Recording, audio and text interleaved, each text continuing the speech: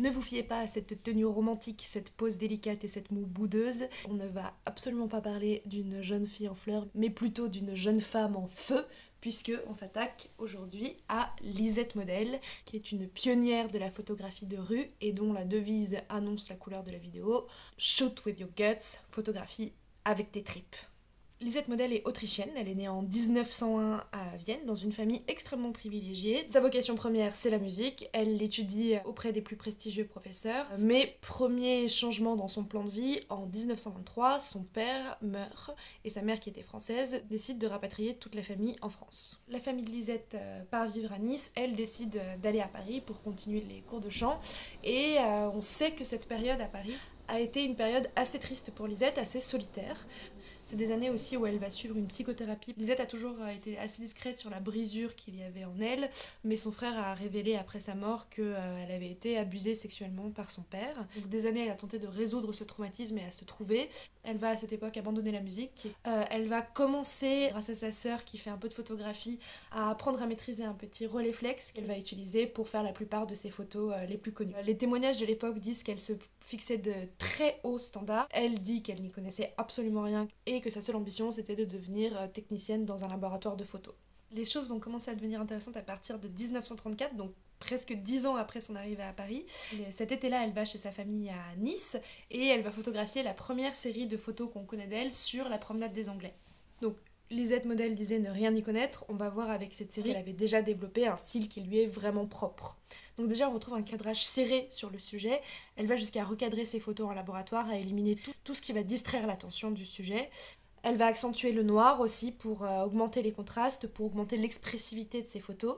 Et on voit déjà avec cette série de photos son attirance pour le volume.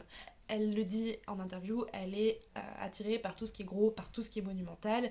Donc elle va avoir avec cette série sa première publication dans le magazine communiste Regard. Et cette même série va être republiée des années après aux États-Unis par le magazine PM dans un article qui s'intitule « Pourquoi la France est tombée ?» La réponse avec la photo de ces bourgeois oisifs et insouciants quelques temps avant la guerre. On lit souvent, en tout cas j'ai lu dans quasiment tous les articles, y compris scientifiques que j'ai trouvés, on lit souvent que le regard de Lisette Model, il est certes sans concession, mais qu'il est toujours respectueux, empathique, voire sympathique à l'égard des modèles.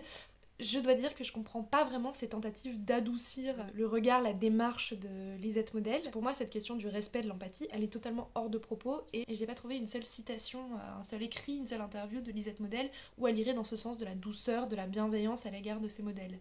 Au contraire, elle dit qu'elle photographie ce qu'elle ne comprend pas. Quand elle appuie sur le bouton, elle pose une question et elle attend de la photo qui va ressortir de donner une réponse, de donner une révélation à la question qu'elle a posée. Donc c'est une photographie réellement instinctive, donc avec les tripes finalement. Et vous me direz ce que vous en pensez. Mais la question du respect et de la sympathie à l'égard des modèles, elle me semble réellement n'avoir rien à voir avec la démarche de Lisette Model. Au contraire, il me semble qu'elle a plutôt un regard impitoyable et que ces photos prises par surprise, elles me semblent plus une agression qu'une déclaration d'amour et de douceur. Fast forward en 1938, donc quelques années après ses premières publications, Lisette a déjà 39 ans, elle vient de se marier avec un peintre russe, Evza Model. Lui est juif, elle est d'ascendance juive, ils comprennent qu'il ne fait pas nécessairement bon rester à Paris en 1938, donc ils décident de partir tous les deux à New York pour un séjour qui devait durer entre quelques semaines, voire quelques mois. Spoiler, ils ne reviendront jamais vivre en Europe. En effet, quand ils arrivent à New York, ils sont tous les deux totalement fascinés par la ville, ils décident très rapidement de rester y vivre. Lisette va arpenter les rues de la ville et commencer 3 séries qui, à mon avis, sont absolument somptueuses. La première série s'intitule Réflexion, il s'agit donc de reflets dans des vitrines de magasins. Elle y développe une atmosphère de film noir où elle superpose plusieurs réalités, donc on y voit à la fois la rue qui se reflète dans ces vitrines, des rues arpentées par des silhouettes sans visage, et ces images à l'intérieur des vitrines qui incitent à la consommation et qui renvoient l'image d'une Amérique glamour. Ces images, elles reflètent toute la complexité, toutes les superpositions, toute la vibration de New York, toute la frénésie de New York, et dans cette même lignée de frénésie, elle fait une autre série qui s'appelle Running Legs, où là encore on ressent encore très clairement la frénésie de la ville, et où là encore elle va éviter les portraits. On voit jusque-là que des silhouettes ou des membres coupés d'Américains, et quand finalement elle va photographier les visages de ces Américains, elle va le faire en contre-plongée, donc elle est déjà très petite, mais en plus elle porte son Rolleiflex sur sa poitrine. Donc elle va les photographier en contre-plongée et par surprise, qui leur donne un air imposant et presque hostile. Alors on a beaucoup comparé le travail de Lisette Model à l'expressionnisme, et ça en revanche c'est une comparaison que j'aime beaucoup.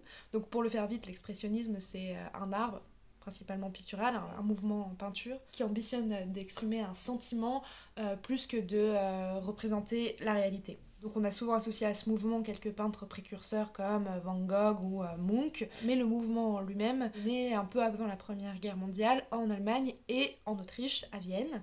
Donc parmi les représentants les plus illustres des expressionnistes, on a Kokoschka et Schiele, qui sont donc tous les deux autrichiens, dont Lisette, qui a grandi à Vienne, était très probablement familière. Et par ailleurs, ça fait écho à ce que Lisette dit elle-même de sa perception de la photographie. Je cite, placée entre l'œil du photographe et le monde, la caméra révèle à la fois l'homme et le monde extérieur. Donc Linette croit en la subjectivité de la photo. Pour elle, c'est absolument pas un simple moyen de documentation. Au contraire, c'est un moyen d'expression de la singularité d'un individu, de sa pensée, de ses émotions, de son être. Donc à New York, les choses vont aller très vite pour Lisette Model. La façon dont elle a été intégrée au milieu de la photographie est assez légendaire. En fait, au bout de à peu près 18 mois à New York, elle commence à avoir de gros problèmes d'argent. Elle va donc postuler à une offre d'emploi pour être technicienne dans un laboratoire de photographie pour un magazine qui s'appelle PM. Et en fait, quand le directeur artistique du magazine en question jette un œil à son portfolio, il s'arrête immédiatement et il déclare que Lisette est parmi les meilleurs photographes du monde.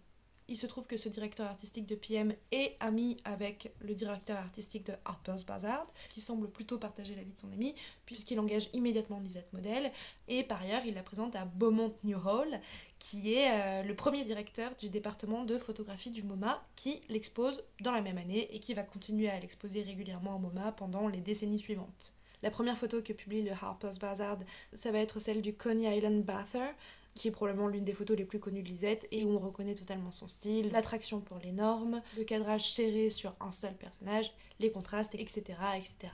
Elle va aussi photographier toute la vie des bars un peu underground du Lower East Side de New York, quelques personnages fameux comme Louis Armstrong ou Ella Fitzgerald, mais surtout des performeurs dont on a aujourd'hui un peu oublié les noms, comme l'artiste trans Albert Alberta, et aussi beaucoup le public de ces bars, la plupart du temps pris en contre-plongée pour créer toujours ces images les plus expressives, les plus dynamiques possibles. Elle a aussi une attraction pour les vieilles dames, particulièrement les veuves de la haute société, qu'elle va photographier à de nombreuses reprises, et avec toujours ce même regard cru qui les rend presque caricaturales. Moi je vous dresse un tableau qui semble idyllique de la vie de Lisette Model à New York.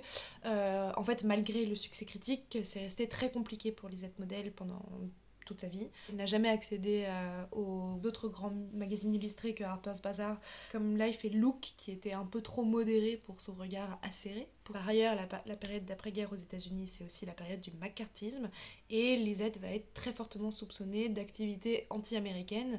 Donc il va y avoir des enquêtes sur Lisette Model. Elle va même être interviewée par le FBI, et elle va être très impressionnée, un peu dégoûtée.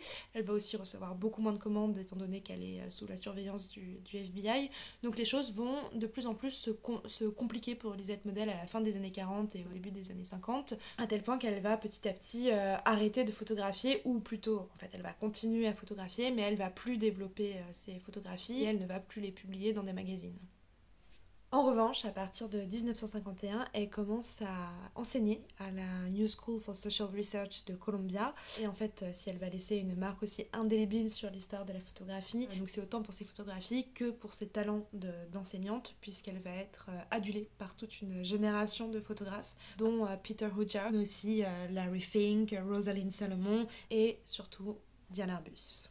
Et en fait, jusque-là, j'ai raconté à chaque vidéo une histoire de femme artiste, et je voudrais, en fait, en commençant par cette vidéo de Lisette Model, commencer à filer un peu l'histoire et à vous montrer un peu une famille de photographes, 3 générations de femmes artistes, chacune ayant été inspirée par la précédente. Donc dès la semaine prochaine, on se retrouve pour parler de l'élève la plus brillante de Lisette Model, Diane Arbus. D'ici là, comme d'habitude, vous le savez maintenant, la meilleure façon de m'aider, c'est de commenter et surtout de partager la vidéo avec vos amis en story. C'est vraiment le bouche à oreille, le partage qui m'aide le plus. Prenez soin de vous et à la semaine prochaine pour un nouveau portrait de femme artiste.